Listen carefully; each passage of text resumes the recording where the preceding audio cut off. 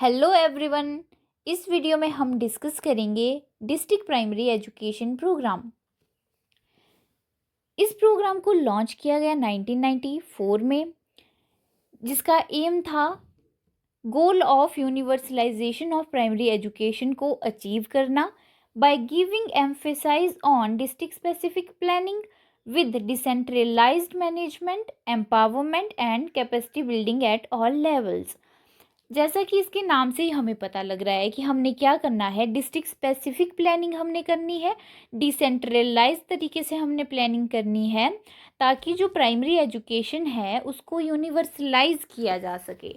अब capacity building भी इसमें बोला गया, जिससे मतलब था कि हमने क्या करना है, एबिलिटी को इंक्रीज करना है to perform task and meet objectives. वो कैसे हम करेंगे, रिसोर्सेज डेवलपमेंट की जानी चाहिए, टेक्नोलॉजी का यूज़ किया जाए, और जो टीम है, जो टीचर्स हैं वो वेल ट्रेंड होंगे। तो इसी सभी को मिला के हम क्या बोलेंगे, capacity building. It is a major project by central government and started in 5 states with the help of World Bank. World Bank की हेल्प से इसको स्टार्ट किया गया था। 5 स्टेट में इसको इनिशियली जो है स्टार्ट किया गया था। ये एक सेंट्रली स्पॉन्सर्ड स्कीम थी, जिसकी रेशो 85:15 थी। सेंट्रली स्पॉन्सर्ड स्कीम्स ऐसी स्कीम्स होती हैं which are funded jointly by centre and state government, और कुछ होती हैं सेंटर सेक्टर स्कीम्स, जिसमें 100% जो फंड है वो दिया जाता है सेंट्रल गवर्नमेंट की तरफ से। अब हम इसके ऑब्जेक्टिव्स पढ़ेंगे। इसका फर्स्ट ऑब्जेक्टिव है कि 100% एक्सेस एजुकेशन की हमने देनी है उन बच्चों को जो प्राइमरी एजुकेशन ले रहे हैं। मतलब 100% एक्सेस हमने उनको प्रोवाइड करने हैं, हमने स्कूल्स प्रोवाइड करने हैं।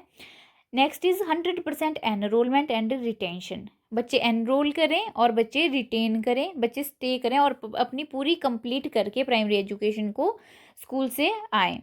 Children should attend minimum level of learning by standard education. Minimum level of learning की बात हमने पहले भी अपने वीडियोस में की है। मिनिमम लेवल ऑफ लर्निंग होता है कि जो 5th क्लास का बच्चा है उसको ऐसा नहीं होना चाहिए कि उसको 3rd क्लास के जो बेसिक चीज़ें हैं उसको वो भी नहीं पता है। मतलब जो 3rd क्लास में वो पढ़ के आया तो उसके पास minimum learning level of learning उसके पास होना चाहिए, उसको वो चीज़ें पता होनी चाहिए। ऐसा नहीं कि आपने उसको 3rd क्लास से 4th क्लास में पास कर दिया, 4th क्लास से आपने उसको 5th क्लास में पहुंचा दिया, लेकिन उसको जो है उसको 3rd क्लास का ही कुछ नहीं आता है, उसको 4th क्लास का ही कुछ नहीं आता है। That is minimum level of learning. Control किया जाए स्टेगनेशन को एंड डिक्रीज किया जाए ड्रॉप आउट रेट, हमने कम करना है। Capacity building of teachers and society, maximum decentralisation and community participation. Capacity building हमने करनी है, डिसेंट्रलाइजेशन हमने करनी है। डिसेंट्रलाइज्ड जो प्लानिंग है, हर डिस्ट्रिक्ट की अपनी अपनी नीड्स होती हैं, हर डिस्ट्रिक्ट की जो प्लानिंग है वो अपने अपने उनकी नीड्स के हिसाब से अलाइन होनी चाहिए एजुकेशन के साथ, उसी को हम डिसेंट्रलाइज्ड प्लानिंग बोलेंगे। This is also example of bottom up approach, और कम्युनिटी पार्टिसिपेशन बहुत इसमें होना चाहिए। प्रोविजंस अब हम पढ़ेंगे डीपीईपी के। First provision was district specific planning. Each district prepare its own project plan based on local needs. बस baseline data and community input, जो मैंने अभी बात की कि डिस्ट्रिक्ट स्पेसिफिक प्लानिंग होनी चाहिए। सेकंड में इंफ्रास्ट्रक्चर डेवलपमेंट हम करेंगे, स्कूल्स की बिल्डिंग बनाई जाए, टॉयलेट्स बनाया जाए, ड्रिंकिंग वाटर फैसिलिटीज़ हों, रिसोर्स रूम्स बनाए जाएं। रिसोर्स रूम्स ऐसे रूम्स होते हैं जहाँ पे all type of teacher aids जो है प्रेजेंट होती हैं। ग्लोव्स होते हैं, मैप्स होते हैं, चार्ट्स होते हैं, चाहे विजुअल एड्स होगी या ऑडियो एड्स होगी, वो सारी वहाँ पे प्रेजेंट होंगी। टीचर रिक्रूटमेंट एंड ट्रेनिंग, उसके लिए क्या बनाए गए, DITs बनाए गए, that is district institute of education and training, जहाँ पे टीचर्स को क्या किया जाएगा, प्री सर्विस और इन सर्विस जो ट्रेनिंग, टीचर ट्रेनिंग प्रोवाइड की जाएगी। Curriculum and pedagogy reform, curriculum should be child centred and activity based learning होनी चाहिए। कम्युनिटी पार्टिसिपेशन होना चाहिए। स्कूल मैनेजमेंट कमिटीज़ बनाई जानी चाहिए, और पेरेंट्स और जो लोकल स्टेक होल्डर्स हैं उनको जो है इन्वॉल्व किया जाए प्लानिंग में। और इन कमिटीज़ का काम ये नहीं था कि इन्होंने सिर्फ मतलब पार्टिसिपेट किया है, इनका काम ये भी होता है, जैसे आगे हम मिड डे मील स्कीम पढ़ेंगे तो इन्हीं कमिटीज़ का वो रिस्पॉन्सिबिलिटीज़ है, वो इनकी ड्यूटीज़ है कि वो स्कूल में जाके चेक करें कि इनके बच्चों को कैसा खाना दिया जा रहा है। और नेक्स्ट हम बात करेंगे स्पेशल फोकस ग्रुप, जैसे कि लड़कियां होगी, children with disabilities and children from marginalised community, उनको भी हमने इन्वॉल्व करना है। Monitoring and evaluation system regular होना चाहिए, रेगुलर सर्वेज होनी चाहिए टाइम टू टाइम। अब हम बात करते हैं डीपीईपी की इम्प्लीमेंटेशन स्ट्रेटजी की।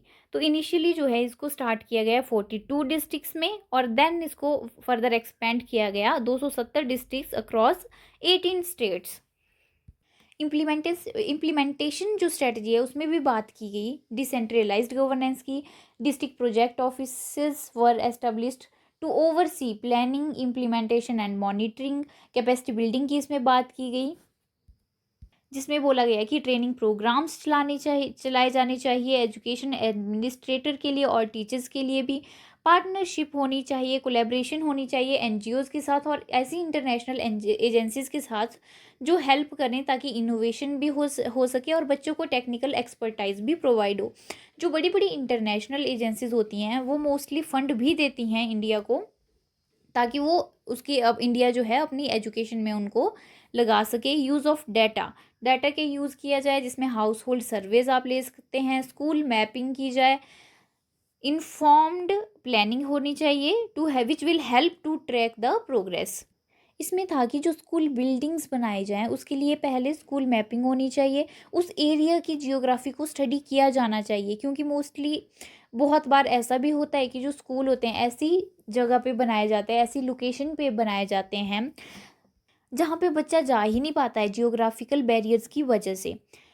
फिर इसमें नेक्स्ट बात की गई फ्लेक्सिबिलिटी इन डिज़ाइन। इसमें भी यही बात की गई कि जो लोकल नीड्स हैं उनके साथ अलाइन की जाए जो प्लानिंग। अब हम बात करेंगे achievements of district primary education programme.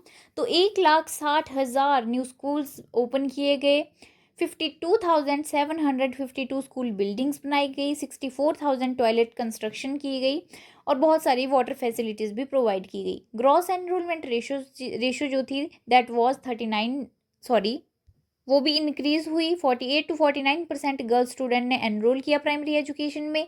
Village education committees setup की गई। 1,77,000 न्यू टीचर्स जो हैं उनको अपॉइंट किया गया। अब हम इसके चैलेंजेस पढ़ लेते हैं। Uneven implementation across state and districts. अब ऐसा क्यों था? ऐसा इसलिए था क्योंकि ये क्राइटेरिया था, इसमें एक क्राइटेरिया सेटअप किया गया था जिसमें हम आइडेंटिफाई कर सकते हैं डिस्ट्रिक्ट्स को। और वो क्राइटेरिया क्या था? जो एजुकेशनली बैकवर्ड डिस्ट्रिक्ट्स होनी चाहिए, लैक ऑफ स्कूल फैसिलिटी, ऐसी जगह जहाँ पे स्कूल फैसिलिटीज़ नहीं है, ऐसा एरिया जहाँ पे गर्ल्स की पॉपुलेशन या फिर SC ST और OBC पॉपुलेशन जो है बहुत ज़्यादा है, उन्हीं डिस्ट्रिक्ट्स में ये प्रोग्राम चलाया जाना चाहिए। लिमिटेड सस्टेनेबिलिटी इस प्रोग्राम की थी। इनएडिक्वेट focus on monitoring and learning outcome, bureaucratic delays and coordination issues. Centre और स्टेट की जो गवर्नमेंट है उनके बीच में कोऑर्डिनेशन इश्यूज थे। So that's all about district primary education program. Thank you so much for watching this video. Stay tuned for upcoming videos.